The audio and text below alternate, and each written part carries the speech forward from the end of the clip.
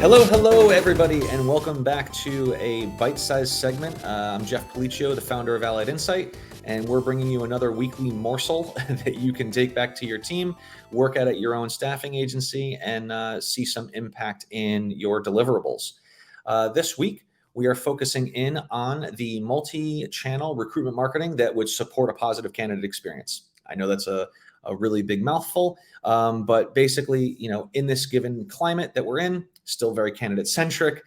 We've got the Great Resignation. We have a lot of things that are sort of, creating a lot of pressure into the staffing space. And so I thought it was appropriate to really bring forward the conversation around recruitment marketing, but add some layers of strategy to it so that way, depending on where you are, whether you're at that beginning stage or more advanced, you can, actually see this working within the structure that you have at your given staffing agency. So first, before we actually get into some of the strategic elements, we need to really make sure that we all understand what recruitment marketing is. So just as a quick overview, marketing in general should be pushing forward your brand's identity, as well as, a little bit more context around who you are and what you stand for. And then from there, the marketing should then seep into supporting any of your corporate initiatives. So in staffing, obviously, we've got the client-centric, where we're really focusing on employers and hiring managers. And then you have your candidate-specific, or in this case, recruitment marketing, where we're focusing in on making sure that we can generate more applications for open recs and drive in pipeline to the recruiting team.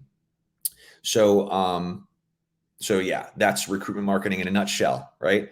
One of the other elements that I brought into the title here is multi-channel, and I want to make sure that we understand the difference between multi-channel and omni-channel.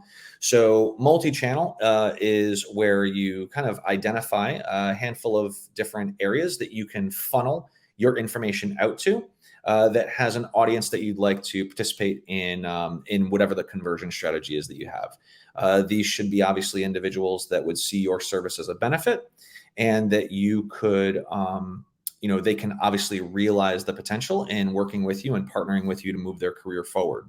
An omni-channel strategy would take that one step further. So that would start to look at the data points around the interactions that you're having and making adjustments or micro adjustments in order to facilitate stronger conversions or even prop up different communications. So it kind of like takes that multi-channel strategy and then like adds to it a layer of sophistication that would require certain technologies to be in place, as well as even certain strategic elements to have already been sort of worked out in the planning phase. So again, as we think of this, like we really want to think of this sort of in like phases. So if you've never done a multi-channel strategy, then I wouldn't shoot for omni-channel right off the bat. I would typically start, making sure that you've got the fundamentals in place for the recruitment marketing piece, and then move into what opportunities exist from a multi-channel perspective. And then finally, as you continue to advance, start to evolve it into like an omni-channel strategy where you're really focusing in on your technologies and what it is that you can do. So let's dig into developing a recruitment marketing strategy and sort of where it starts. If you've come in and you've heard any of the sessions that I've done in the past, many of the times whenever I talk about bringing something up or starting to create a strategy, it usually incorporates other members of your team that can provide some insights and some real information as to what's happening at the forefront. With that said, we would want to make sure that you have all of the necessary elements to drive in valuable candidates. So with that said, I would bring in the head of your recruitment team, as well as also some senior members of the team. They're going to be interfacing a lot more with the candidates, obviously, and they'll also have a lot more credible feedback as far as the things that they're dealing with. So they should be able to bring to you certain objections that they're trying to overcome, questions that the candidates have, maybe even issues that they're experiencing as they go through your process. All of those elements are really valuable in sort of coming up and orchestrating what your communication needs to be. At that point, once you kind of have the frontline evaluation and the frontline perspective, now you can start sort of looking to build out the components that will be resources not only to the audience, but also to the team itself. I like to start with the things that are the lowest hanging fruit. And for that, it's going to be your marketing communications. So your Marcom at your staffing agency. When we start to address the Marcom, that's really where you start looking at a little bit more of your high frequency communication. And this typically happens within social media. So as we look at what those defining elements are from that front line, so what are the objections? What are the obstacles that candidates are having? What are the questions or problems that they're experiencing in their career journey? We want to create campaigns that either facilitate a conversation, create some opportunity for education, and also invite collaboration, right? To sort of build that audience around your staffing agency's brand and be seen as being a potential solution. Yeah. So first, where I would start, as I said, is I would start with your marketing communications, get those high frequency things in place, and start building out what those campaigns look like. At the same time, the next piece of low hanging fruit that you'd have would be something more along the lines of probably your articles or your blogs. In that space, you can typically create a handful of these articles in a given week and start staging them up in order to be able to move the conversation forward to support not only what you're doing from a marketing communications perspective, but you can also give these articles to your recruiting team, and they in turn can be delivering this through email communications. They could be delivering this through their own social media networks, and have their pipelines also integrated into the campaign push. Yeah. So now you start sort of getting that synergistic relationship between what's happening from a marketing perspective, as well as what your frontline team is doing, in this case, recruiting versus sales. This strategy continues to develop on down the line. So as you look at your blogs and as you look at your marketing communications, there should be some sort of conversion in mind. As I think about candidates, the likely conversions are things like, obviously, the job application itself. So on your website, you likely have a jobs feed. And if you don't, you might want to consider having a jobs feed. It's a great place to be able to send candidates from a recruitment marketing effort to a staged environment where it already exists. It already has a workflow. Those things already go into all your systems and feed all of your existing sort of pipeline management that you already have in place for recruiting as well as sales. So if you don't have jobs on your website, I would definitely circle that as being something that should be a focus for this year. Outside of that, you can also look at doing other types of strategies that might bring more of those people into the space and create a little bit more of like a career fair sort of concept, right? So like a virtual job fair. Now I know some of the job boards are like Indeed has done these and things like that, but you might want to consider maybe housing some of these things internally because you can. So, perhaps there's a landing page and you can use a form fill that creates like an attestation sort of effect if you needed to be able to qualify something. So, let's say, for instance, you're focusing in on something in the finance field, right? You're a staffing agency and finance is one of your verticals. You may want to make sure that they have certain credentialing or certain experience.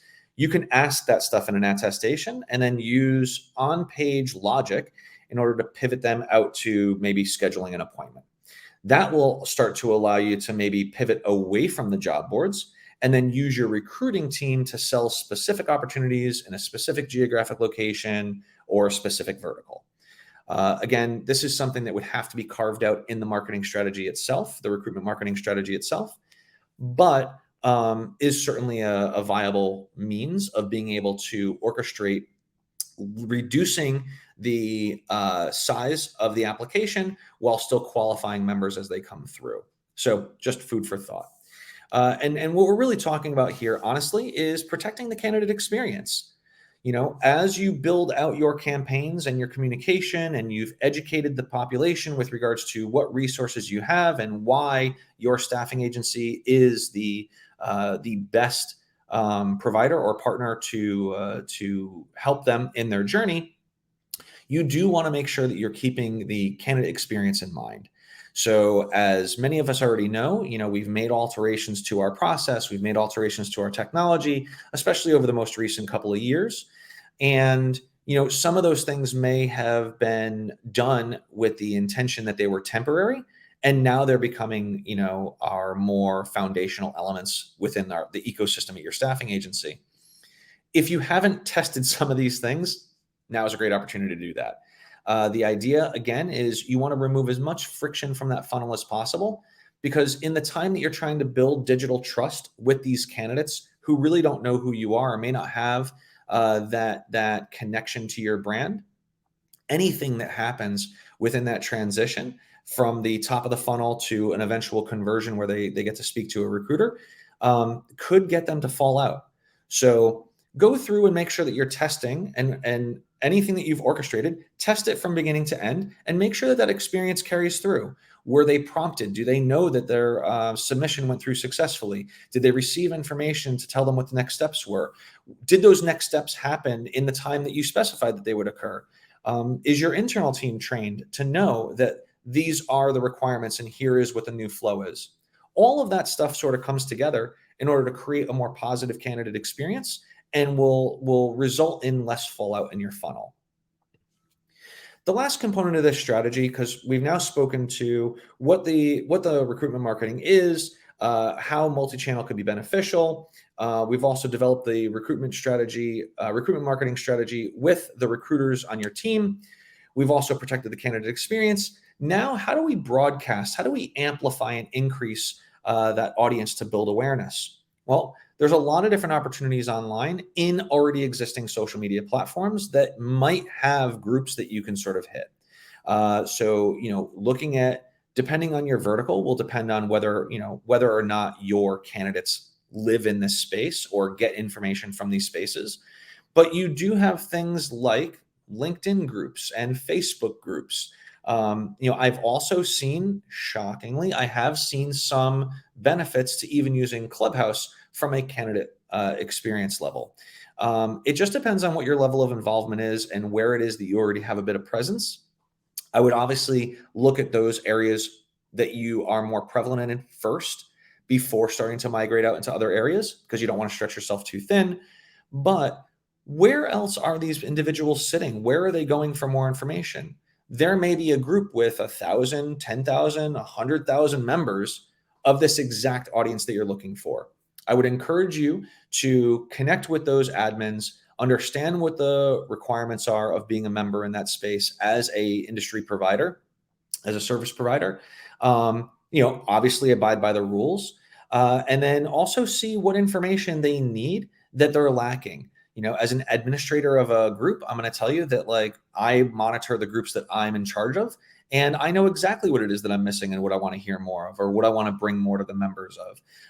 And so with that, take that as an opportunity to ask the question that other service providers are probably not asking. You'll be seen as a valued member, a valued addition to the group, and maybe given a little bit more leadway as to the different things that you can pursue with its members. Again, this is a really brief, I'm trying to keep these things nice and short, bite-sized chunks so you can have something actionable without having to listen to someone drone on for 45 minutes. But again, this is all about recruitment marketing. It's about making sure that you're leveraging your communication, leveraging what it is that your team knows internally, and also maximizing your opportunity with some of the given open areas that you have access to in these different groups. If you're working on recruitment marketing at your staffing firm, or you're struggling to find candidates and you want some assistance or need some just some direction, feel free to go to our website, alliedinsight.com, and connect with us. I'll be more than happy to jump on a call and see what we can do to give you a hand. Have a great day, everyone, and we'll see you next week with another bite-sized chunk. Have a good one. Bye-bye.